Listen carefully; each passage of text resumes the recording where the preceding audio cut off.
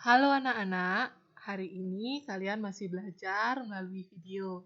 Ibu harap kalian masih semangat dan selalu dalam keadaan sehat dimanapun kalian berada. Kita akan belajar di tema 4, kewajiban dan hakku. Subtema 3, kewajiban dan hakku dalam bertetangga. Sekarang kita akan belajar di pembelajaran 1. Yang akan kalian pelajari di pembelajaran 1, yang pertama, menemukan kalimat saran dalam teks. Yang kedua, menuliskan 2 bilangan yang hasil kalinya sudah ditentukan. Dan yang ketiga, rancangan karya dekoratif. Nah, ini adalah gambaran lingkungan tempat tinggal Siti. Orang yang tinggal di dekat rumah Siti disebut tetangga. Begitu juga orang yang tinggal di dekat rumahmu disebut tetangga. Setiap orang berkewajiban menjadi tetangga yang baik. Kita wajib bersyukur memiliki tetangga yang baik. Mengapa kita harus menjadi tetangga yang baik? Karena kita sebagai manusia tidak dapat hidup sendiri tanpa bantuan orang lain, sehingga manusia disebut sebagai makhluk sosial. Maka jadilah tetangga yang baik.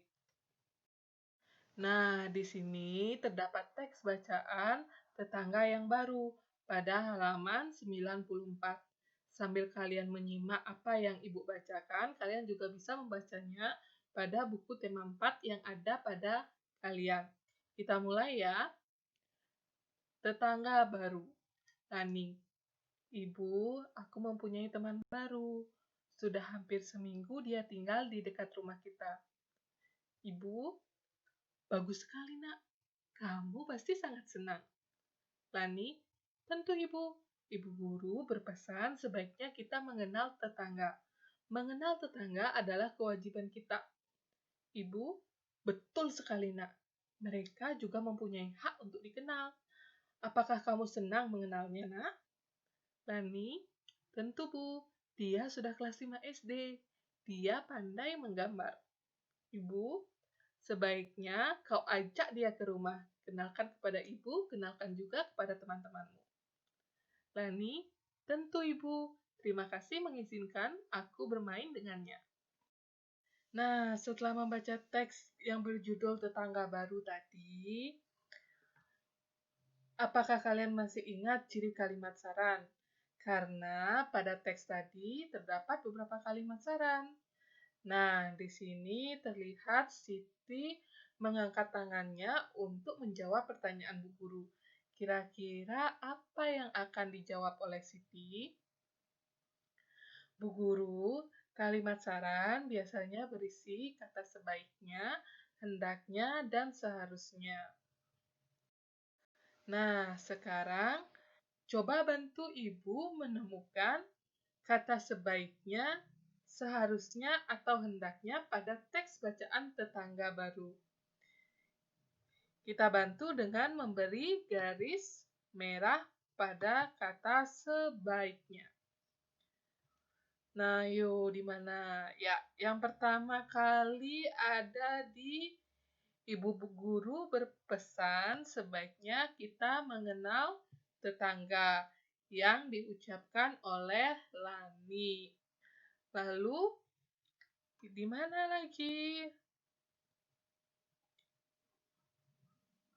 Nah, ini ada kata sebaiknya juga yang diucapkan oleh Ibu saat mengucapkan kalimat sebaiknya kau ajak dia ke rumah. Kenalkan pada Ibu, kenalkan juga pada teman-temanmu.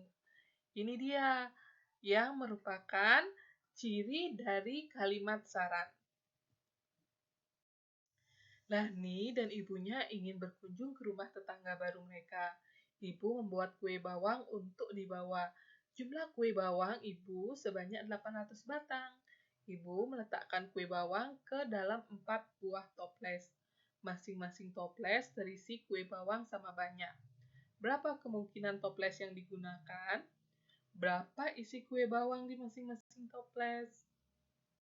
Nah, di sini dapat Ibu gambarkan dengan berapa dikali berapa yang menghasilkan 800 stik bawang. Karena pada soal yang pertama atau contoh soal, sudah diketahui bahwa ibu membawa 4 toples, dan yang ditanyakan berapa masing-masing isi toples. Nah, maka kalian melakukan operasi hitung pembagian. Caranya adalah dengan membagi bilangan 800 ini atau angka hasil dengan bilangan 4 atau angka yang pertama diketahui. Kita lakukan operasi hitung pembagian.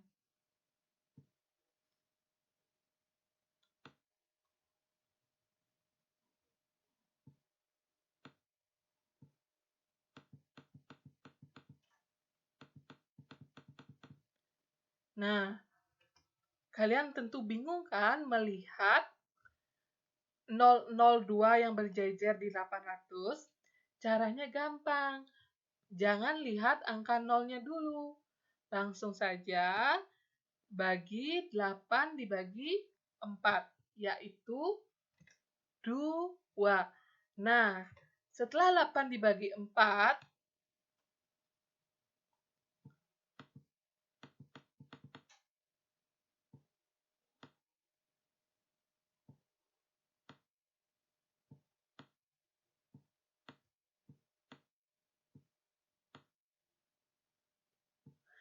setelah 8 dibagi 4 sama dengan 2, sekarang kalian lihat bahwa angka 800 ini kan yang kalian ambil hanya angka 8-nya, tetapi masih ada 2 angka 0. Maka kalian taruh 2 angka 0 ini di belakang angka 2.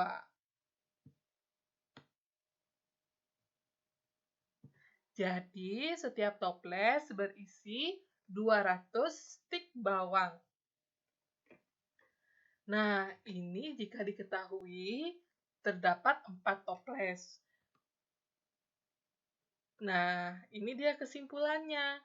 Jika angka pertama terletak sebelum tanda kali, maka bagi angka hasil dengan angka pertama yang diketahui.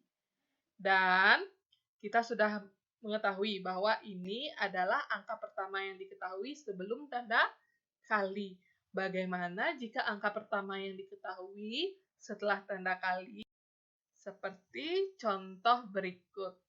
Ya, jadi berapa kemungkinan angka yang dikali 10 menghasilkan bilangan atau angka 800?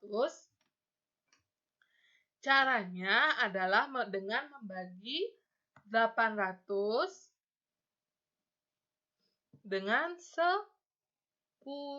Kita lakukan operasi hitung pembagian.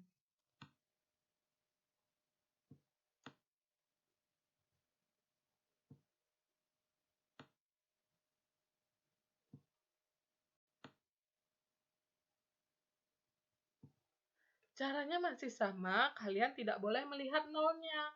Kalian lihat angka 8-nya saja dulu dengan angka 1-nya, agar kalian tidak kesusahan dalam membagi bilangan ini. Jadi, kalian tulis 8 dibagi 1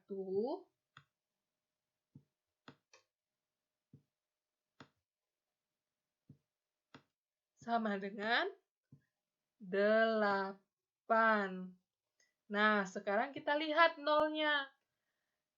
Pada 800 terdapat 2 angka 0, dan pada angka 10 terdapat 1 angka 0. Maka, kita coret angka 0-nya. Jika pada 800 kita coret 1 angka 0, maka di angka 10 juga kita coret 1 0. Nah, sehingga yang tersisa hanya lagi 1 0 pada angka 800. Nah, 1 angka 0 ini kalian tulis di belakang angka 8, hasil pembagian dari 8 dibagi 1. Jadi, 800 dibagi 10 sama dengan 80. Sehingga, jika ibu memiliki 80 toples, maka masing-masing toples berisi 10 stik kue bawang. Nah, kesimpulannya, jika angka pertama terletak setelah tanda kali, maka bagi angka hasil dengan angka pertama yang diketahui. Sekarang, apa yang dapat kalian simpulkan dari kedua contoh tadi? Nah, di sini terdapat kelompok yang menjawab, Bu Guru, menurut kelompok kami, dalam menentukan salah satu bilangan yang belum diketahui, kita bisa menggunakan cara yang sama. Cara tersebut adalah membagi angka hasil dengan angka pertama yang diketahui. Baik jika angka pertama yang diketahui terletak sebelum atau sesudah tanda kali. Lani sedang mengamati rumah tetangganya. Lani melihat setiap rumah terdapat berbagai bentuk bangun datar. Nah, apakah kalian masih ingat bentuk-bentuk bangun datar? Ya, kita mulai dari bidang segitiga dulu. Nah, bidang yang berwarna putih disebut segitiga sama kaki. Bidang yang berwarna merah disebut segitiga siku-siku. Bidang yang berwarna merah muda disebut segitiga sama sisi. Dan bidang yang berwarna kuning disebut segitiga sembarang. Nah, selanjutnya bidang segi empat. Bidang yang berwarna hitam disebut persegi panjang. Sedangkan bidang yang berwarna abu-abu disebut persegi. Selanjutnya ada bidang lingkaran. Bidang yang berwarna ungu disebut lingkaran. Bidang berwarna hijau disebut elips. Bidang yang berwarna biru disebut setengah lingkaran. Nah, selain ketiga bidang ini juga terdapat bidang tak beraturan, yaitu bidang yang tidak memiliki bentuk dari segi empat, segitiga, ataupun lingkaran. Apakah kalian masih ingat apa itu gambar dekoratif? Ya, gambar dekoratif adalah gambar hiasan yang memiliki pola atau motif tertentu. Gambar dekoratif biasa digunakan untuk menghias ruangan atau benda. Berikut unsur gambar dekoratif.